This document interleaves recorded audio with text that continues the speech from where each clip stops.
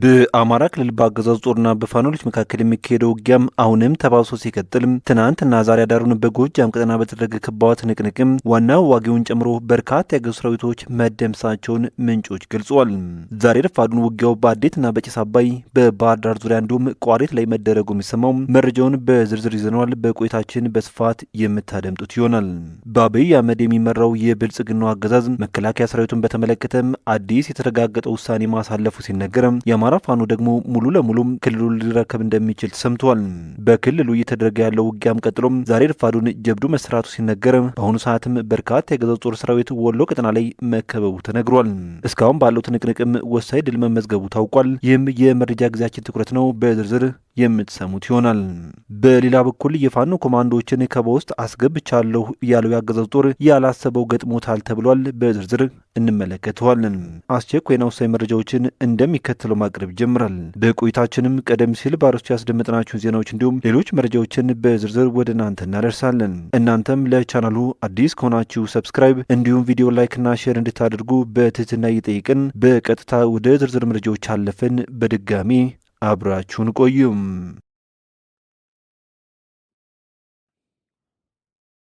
በአማራ ምድር እየተካሄደ የሚገኘው ውጊያም አሁንም ተባብሶ ሲቀጥል የአማራ ፋኖ ብሔራዊ ኃይል የምዕራብ አማራ ቀጠና የቴዎድሮስ እዝ 102ኛ ኮር 11ኛ ክፍለ ጦርና 33ኛ ክፍለ ጦር በጥምረት በአገዛዝ ጦር ላይ ከባድ ጥቃት መሰንዘራቸው ሰምቷል።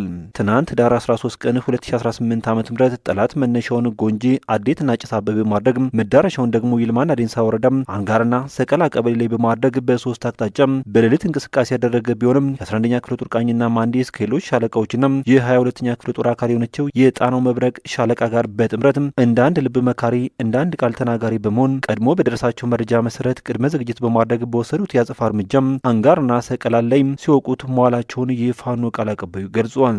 ፋኖቹ ያገዘውን ኃይል ሙትና ቁስለኛ በማድረግ ሲገርፉት የዋሉ ሲሆን የፋኖን ክንድ መቋቋም ያቃተው ያገዘው ቡድን ከአዴት ተጨማሪ ኃይልና ዙ 23 በማስመጣት በሁለት አይሲዩዝ ኮድ B13272 አይሲዩዝ እና A2248 አይሲዩዝ ሙትና ቁስለኛውን ይዞ መመለሱን የገለጹት ምንጮቹም ከዚህ ጋር በተያያዘም ለአማራ ሕዝብ የመረረ ጥላቸው የወዲድ መራሹ ቡድን አግታ ከተማ ላይ አቶ ንግሩ ምትኩና ወጣት ተሸራሽቤ የተባሉትን ንጹሐን ግለሰቦች በግፍ ሲረሽን፣ በተጨማሪም የአብይ አህመድ ጭንገረድና ዙፋን አስጠባቂ አድማ ብተና ባህር ዳር ዙሪያ ወረዳም የግንድ ሎሚ ቀበሌ ላይ አቶ ታዘቦ እንዲፍረው የተባለ ንጹሐንም መኖሪያ ቤቱን አቃጥሏል ብለዋል።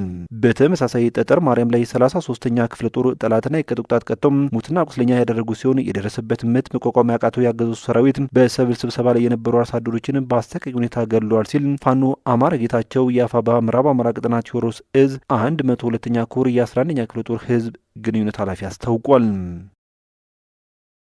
ይህ በእንዲህ እንዳለም የአማራ ፋኖ ብሔራዊ ኃይል ምዕራብ አማራ ቀጠና የቴዎድሮስ እዝ 102ኛ ኮር 33ኛ ክፍለ ጦር ለአፈናና ለዝርፊያ ተግባር ቋሪት ወረዳ ወደ ወይበኝ ቀጠና የተሰማራው የብልጽግና ሰራዊት ላይ መብረቃዊ ጥቃት ማድረሱ ተረጋግጧል። ህዝብን መጨፍጨፍ፣ ማሰቃየትና መዝረፍ የዘወትር ልማዱ ያደረገው የአገዛዙ ቡድንም ከስርዓቱ የሰጠውን የጭፍጨፋ ተልዕኮ በመያዝ በትናንትናው ዕለት በቋሪት ወረዳ ወደ ወይበኝና አካባቢው ቢሄድም በ33ኛ ክፍለ ጦር በውርደት ካባ ተገናንቦም ተመልሷል ሲል ነው የኮሩ ህዝብ ግንኙነት ያስታወቀው። ውጊያው ዛሬም ቀጥሎ የተካሄደ ሲሆን ይህ ዜና እስከተጠናከረበት ሰዓት ድረስ በቴዎድሮስ እዝ 102ኛ ኮር የ33ኛ ክፍለ ጦር ሙሉ ሻለቃዎች በተሳተፉበት ውጊያ 11 የስርዓቱ አገልጋዮች ላይመለሱ ሲሰናበቱም ከእነዚህ መካከል አንዱ ሻለቃ መሪ መሆኑም ተረጋግጧል። አውደ ውጊያው ያገዙን ሰራዊት ደካማ የውጊያ አቅም ያሳይና የፋኖ አባላትን የመታገል ስነ ልቦና ያነቃቃ ነበር ተብሎለታል። የ33ኛ ክፍለ ጦር ተወርዋሪ ኮማንዶ አባላት በቦነዝ የነበሩ አባላቶችን ከከበባ በማውጣት ጠላት አፍሮ እንዲመለስ አስችለዋልም ተብሏል። የውጊያ ብልጫ የተወሰደበት ጸረ አማራው ስርዓት ከዳሚ አቶ ጌቴ መለስና አቶ አትንኩት አለም ሰገድ የሚባሉ ሁለት የቡዜ አካባቢ ነዋሪዎችን መሳሪያ አምጡ በማለት ኢሰብአዊ ግድያ ፈጽሞባቸዋል የሚሉት የመረጃው ምንጮች በተጨማሪም የሴቶችን የጣት ቀለበትና የመዋቢያ ቁሳቁሶች እንዲሁም ሌሎች የቤት ውስጥ መገልገያ ቁሳቁሶችን አውድሟል፣ ዘርፏልም ብሏል። ከወይበኝ ወደ ቦረዝ ጉዞ የጀመረው ያገዛዙ ሰራዊት ቡዚ ላይ በተወሰደበት የተቀናጀ እርምጃም ሙትና ቁስለኛውን በከፊል እየጎተተ መመለሱን የገለጹት የዓይን እማኞቹም የቦረዝ አካባቢ ማህበረሰብ በአግባቡ አፈር ሳያለብሱ ጥሏቸው ሄዱ 3 ያገዛዙ ሰራዊቶችን አስከሬን ማተባቸውን በማየት እምነታቸውን መሰረት ያደረገ ቀብር እየፈጸመላቸው እንደሚገኝም ጠቅሰዋል።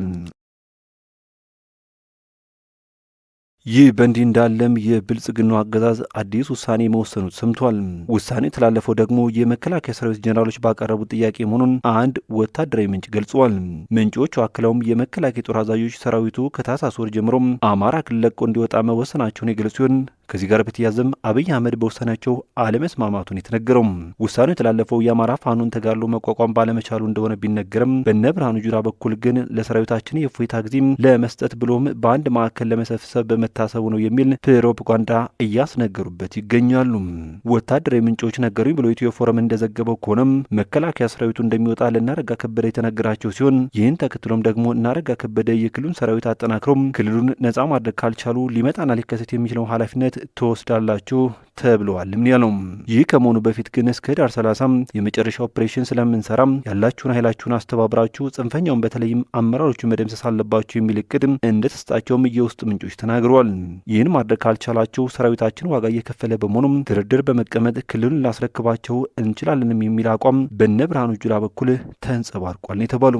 ይህ ደግሞ የዓለም አቀፍ ማህበረሰብ ፍላጎትም ጥያቄም ነው ሲሉ ጀኔራሎቹ ለእናረጋ ከበደም እንደነገሯቸውም ተመላክቷል። ከዚህ በመነሳትም እናረጋ ከበደ በታዘዙት መሰረት ሙሉ የጸጥታ ኃይላቸውን ስብሰባ ጠርተው በባህር ዳር ከተማ ጠቅላይ ፍርድ ቤት ቅጥር ግቢ ውስጥ ስብሰባ እያደረጉ መሆናቸው ታውቋል። እንደ መረጃው ምንጮች ገለጻ ከሆነም እስከ ዳር 30 የተፈለገ ውጤት ካልመጣ ታህሳስ ወር ጀምሮ መከላከያ ሰራዊቱ የአማራ ክልል ለቆ ሊወጣ እንደሆነ ታውቋል ሲል ኢትዮ ፎረም ዘግቧል።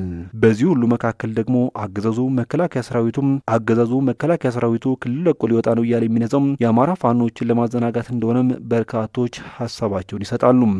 በሌላ በኩል የአማራ ፋኖ ኃይሎች ተጋድሎ ተጠናክሮ ሲቀጥል በርካታ ድሎች አሁንም እየተመዘገቡ መሆናቸው ተሰምተዋል። በዚህም ትላንት አመሻሹን ህዳር 13 ቀን 2018 ዓ.ም የአማራ ፋኖ ብሔራዊ ኃይል ምስራቅ አማራ ቀጠና የሚኒልክ ዕዝ ታላቅ ድል አብስሯል። እንደ ምንጮች ገለጻ ከሆነም የንጉስ ሚካኤል አሊኮር የሳጅን አደማሊ ወይም አባናዶ ክፍለ ጦር ሁለተኛ ሻለቃ ኃይሎች በትናንትናው ዕለት ማለትም ህዳር 13 ቀን 2018 ዓ.ም በምዕራብ ወሎ ግንባር ከላላ ወረዳ ከፍተኛ ውጊያ አድርገው ድል ማስመዝገባቸውን ገልጿል።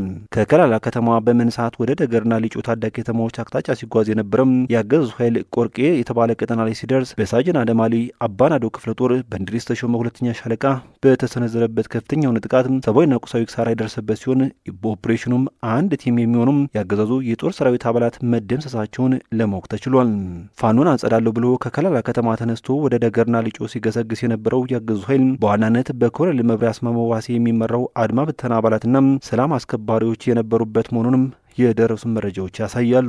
ይህንን የትናንቱ ውጊያ ተከትሎ ደግሞ ለበቀል ዛሬ ሌሊቱን ኃይሉን በማሰባሰብ ወደ ደገርና ሊጮ የገባ ቢሆንም ያገዙት ኃይል ሌሊቱንም ከባድ ጉዳትን አስተናግዶ የተረፈው ኃይል በከበባ ውስጥ መሆኑን የተከበበውም ኃይል ለማውጣት ደግሞ ዙ 23ና ታንክ መላኩም ተነግሯል።